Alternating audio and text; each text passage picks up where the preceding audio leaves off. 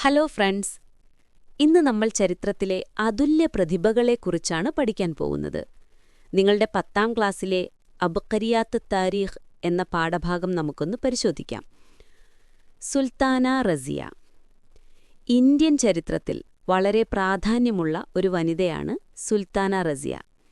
ചരിത്രപരമായ പ്രാധാന്യം: ഇന്ത്യ ഭരിച്ച ആദ്യത്തെ വനിതാ ഭരണാധികാരിയായി ചരിത്രഗ്രന്ഥങ്ങളിൽ ഇവരുടെ പേര് രേഖപ്പെടുത്തിയിട്ടുണ്ട്. പശ്ചാത്തലം: ഇന്ദിരാഗാന്ധിക്ക് ഏകദേശം 7 നൂറ്റാണ്ടുകൾക്ക് മുമ്പ് ഇന്ത്യ ഭരിച്ച ശക്തയായ വനിതയാണ് ഇവർ.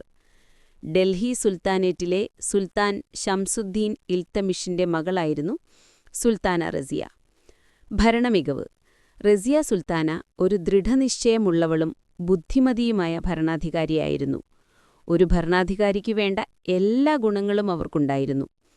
പരിശീലനവും കാഴ്ചപ്പാടും: അവർ വിദ്യാഭ്യാസത്തിന് പ്രാധാന്യം നൽകി, നീതിയോടെ ഭരിച്ചു, പ്രജകളെ സ്നേഹിച്ചു. കൂടാതെ കുതിരയോട്ടത്തിലും സൈനിക വൈദഗ്ധ്യങ്ങളിലും അവർ പരിശീലനം നേടിയിരുന്നു. റാണി ലക്ഷ്മിഭായ്. ഇന്ത്യയുടെ സ്വാതന്ത്ര്യസമര ചരിത്രത്തിലെ ഒരു ധീര വനിതയാണ് റാണി ലക്ഷ്മിഭായ്.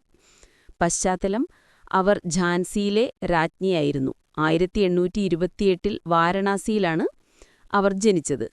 ബാല്യം: 4ാം വയസ്സിൽ അമ്മയെ നഷ്ടപ്പെട്ടു. ചെറുപ്പത്തിൽ തന്നെ അവർ കുതിരയോട്ടം, അമ്പെയ്ത്ത്, സ്വയംരക്ഷാ നിയമങ്ങൾ എന്നിവയിൽ പരിശീലനം നേടിയിരുന്നു. ധീരമായ പോരാട്ടം: ബ്രിട്ടീഷ് സൈന്യം രാജ്ഞിയുടെ കൊട്ടാരം വളയുകയും തീയിടുകയും ചെയ്തപ്പോൾ അവർ തന്റെ മകനെ പുറത്തു കെട്ടിയിട്ട് കുതിരപ്പുറത്ത് കയറി രക്ഷപ്പെട്ടു. അതിൽ അവർ തൃപ്തയായില്ല. അപൂർവമായ ധൈര്യത്തോടെ 2 കൈകളിലും വാളുകളുമായി അവർ ബ്രിട്ടീഷുകാരുമായി പോരാടി. ത്യാഗം: 30ാം വയസ്സിൽ അവർ രക്തസാക്ഷിത്വം വരിച്ചു. ഇന്ത്യയുടെ സ്വാതന്ത്ര്യത്തിനു വേണ്ടിയാണ് അവർ തന്റെ ജീവൻ ബലിയർപ്പിച്ചത്. ബ്രിട്ടീഷ് അധിനിവേശത്തിനെതിരായ പോരാട്ടത്തിന്റെ പ്രതീകമായി അവർ മാറി. വ്യാകരണ പാഠങ്ങൾ. നമ്മുടെ പാഠഭാഗത്ത് പ്രധാനമായും 2 വ്യാകരണ നിയമങ്ങളാണ് ചർച്ച ചെയ്യുന്നത്. ഒന്ന്, ഇലാഫത്ത് അഥവാ ചേർച്ച. ഒരു നാമത്തെ മറ്റൊന്നുമായി ചേർത്ത് പറയുമ്പോഴുണ്ടാകുന്ന ബന്ധമാണിത്. പുസ്തകത്തിന്റെ കവർ എന്നു പറയുന്നത് പോലെ. കുതുബ് താരീഖ്. 2, നഅത്ത് മൻഊത്ത് അഥവാ വിശേഷണവും വിശേഷ്യവും. ഒരു നാമത്തെ അഥവാ മൻഊത്തിനെ വിശേഷിപ്പിക്കാൻ ഉപയോഗിക്കുന്ന പദമാണ് വിശേഷണം അഥവാ നഅത്ത്.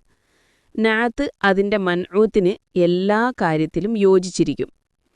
ഇപ്പോൾ സുൽത്താന റസിയയെയും റാണി ലക്ഷ്മിഭായിയെയും കുറിച്ചുള്ള വിവരങ്ങളും പ്രധാന വ്യാകരണ പാഠങ്ങളും നിങ്ങൾക്ക് വ്യക്തമായി മനസ്സിലായി കാണുമല്ലോ. ഇന്നത്തെ ക്ലാസ് നമ്മളിവിടെ അവസാനിപ്പിക്കുകയാണ്. സബ്സ്ക്രൈബ് ചെയ്തും ഷെയർ ചെയ്തും സപ്പോർട്ട് ചെയ്ത എല്ലാവർക്കും നന്ദി അറിയിക്കുന്നു. മറ്റൊരു ക്ലാസ്സുമായി വീണ്ടും കാണാം. ബൈ.